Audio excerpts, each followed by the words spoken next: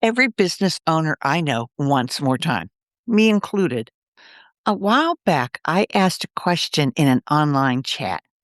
If someone gave you an extra hour every day, what would you do with it? Most people said they'd use it to get more work done. What caught my attention wasn't the answers, it was that the answer I never saw. Nobody said I'd finally feel caught up. So, with that answer, it kind of made me wonder, would an extra hour really make a difference? Hey there, Ann Rusnak here, your host to Sailing to Unstoppable Success. If you're anything like me, you believe the answer had to be a better way to manage your time. So you bought the planner, you downloaded the apps, you tried time blocking, even color coding your calendar. Maybe you even woke up early hoping to get ahead before the day began. And some of it helped until it didn't. So, why do all those time management tools eventually stop working? Well, to answer that, we need to travel back in time. I mean, way back before cell phones, before cars, before airplanes, back when trains became the fastest way to travel across the country. Now, that created an unexpected problem. See, every town up until that would keep their time, often by a sundial. If a train was supposed to arrive at noon, whose noon were they talking about? Well, to solve that problem, the time zones were created, and suddenly everyone worked from the same clock. That made time management possible, and it fit the industrial age perfectly. Factories needed people working the same hours. Businesses needed predictable schedules. At that time, employees had defined roles, fixed shifts, and a workday that ended when they went home. But your day doesn't look like that. As a business owner, you don't have one job. You're the CEO, the marketing department, the sales department, customer service, accounting, charge of operations. And unlike a factory shift, your work doesn't stop at 5 o'clock.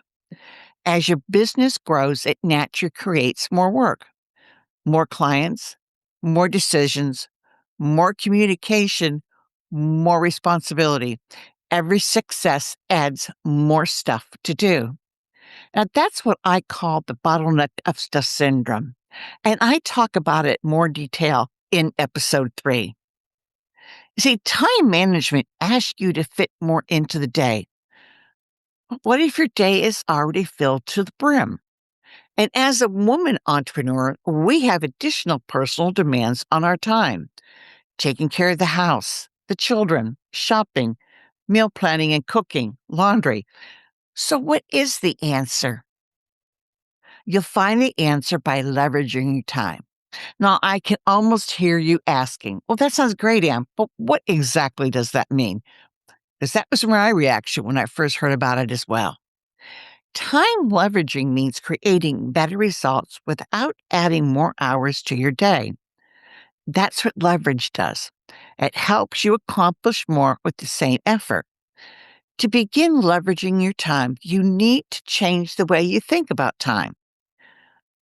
Now, as a business owner, time is your greatest asset and should be prized over everything else. The problem is time management treats every hour the same.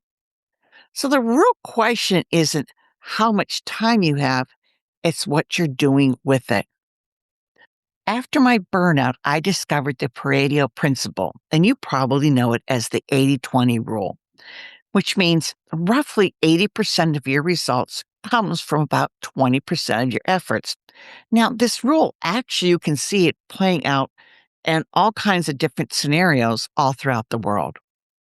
While recovering from burnout, I could only work about 15 minutes at a time before I had to go back to bed. So I started asking a different question. What activities created the biggest results? And I focused on those first. And then I started accomplishing more without adding more hours to my day.